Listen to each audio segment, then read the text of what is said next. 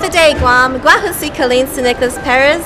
And with me at the Outrigger Resort is the famous Bobby Alvarez. Bobby, thank you so much for having us with you today. Thank you so much for having me. I'm glad to be here. Half a day, Guam. Hey, Mom, Dad, Mo, Cameron, Shiana. Hi, Mom. Hi, Dad. So, Bobby, let's talk a little bit about the ukulele.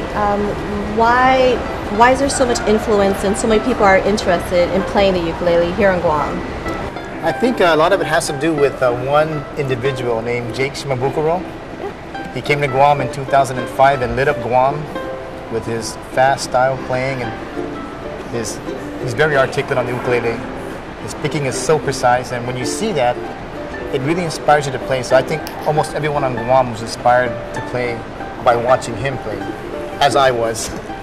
What is it about the ukulele though that you got a passion for, and you're a phenomenal musician with it now? So what's your interest with the ukulele? I think because it's such a small instrument, right? And I think, as Jake said, it's so unassuming. You expect to hear, when you hear an ukulele, right? You expect to hear this, right? But then when you start picking on the ukulele and doing things that are different from what you normally hear in a ukulele, I think people just are, they're grabbed by it, they just get glued to watching it. So I think just playing the ukulele is just a lot of fun. When you're playing, you're having fun. It's such a joy to play it, and it's easy to carry around. Imagine if you played a piano and carrying a piano around. So when you play an ukulele, it's just so easy, it's so portable. It's just so easy to play, and it's fun. And joining us now is my colleague, Joanna Delphin.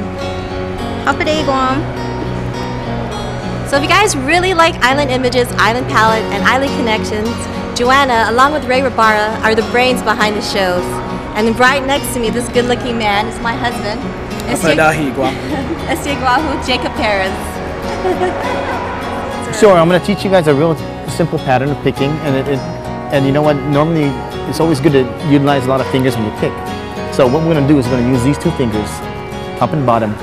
From the bottom up, 1, 2, 3, 4. Okay, that's your numbers of your string. 1, 2, 3, 4. So when you pick, I want you to get your pinky somewhere set right here in the bottom thing. Just where you're set and your hands are nice and comfortable right here. That's going to be your stabilizer, okay, when you pick. What you're going to do is you're going to take your left finger, you're going to put the middle finger on the 3rd fret, okay?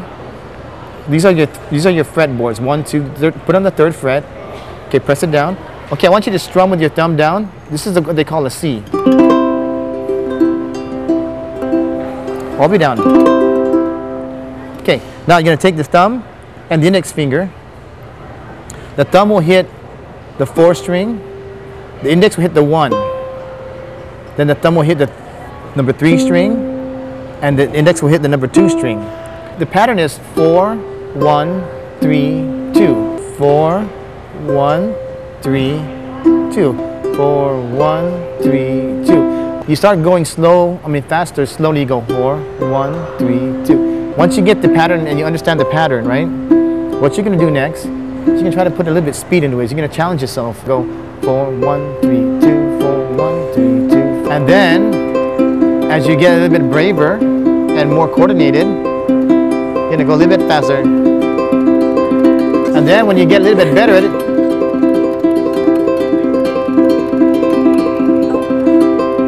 that is so cool. Okay, that's just a basic picking pattern, okay?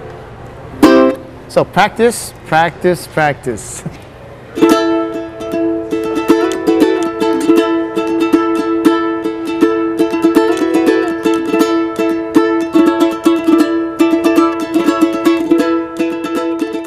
Tell us a little bit about the history of the ukulele. Like, where did it derive from?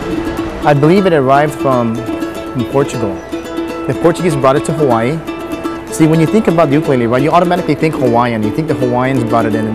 But what it did was, the Portuguese brought it in I think it was in the 1800s. And the Hawaiians took it and they called it an ukulele, which means a jumping flea. Because when you hear it, it sounds like a jumping flea, Just the way when you hear it being played. And the Hawaiians took it and created their own version of music with it. So they did so well with that you automatically think ukulele, you think Hawaii. You don't think Portugal.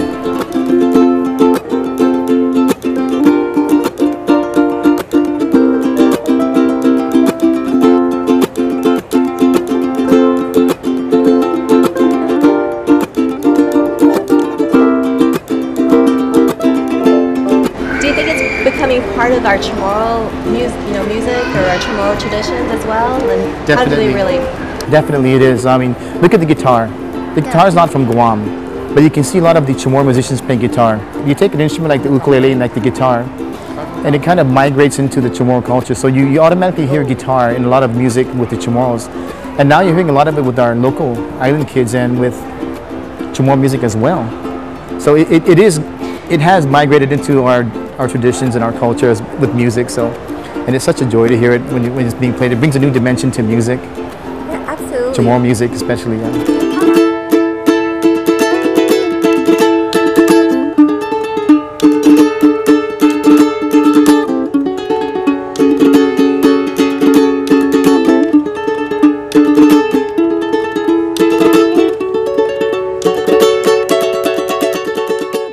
I've never played a musical instrument except for the piano. I did the piano one time for a few years. But if someone's interested in actually picking it up, like what advice do you have for them? First of all, love what you're doing. If you have a love for the ukulele, pick it up. Learn to play it. You can do it online on YouTube. You can even take lessons. My advice to you is if you really want to learn to play, it's like anything else you do in life. If you want to be a mechanic and you have an interest in being a mechanic, you'll find your way. If you have the love for it, you don't even need a teacher. You'll find your way. And if you have the love for learning something, get into what you want to learn, take lessons, and find your way. It's a journey. It's a real fun journey to just play and watch yourself improve over time.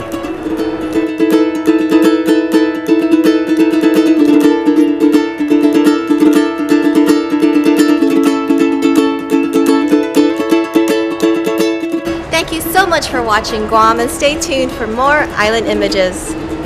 Thank you so much, Guam Hapaday, and hi Momo, hi Sean and Cameron. See you at home soon. Adios, Guam!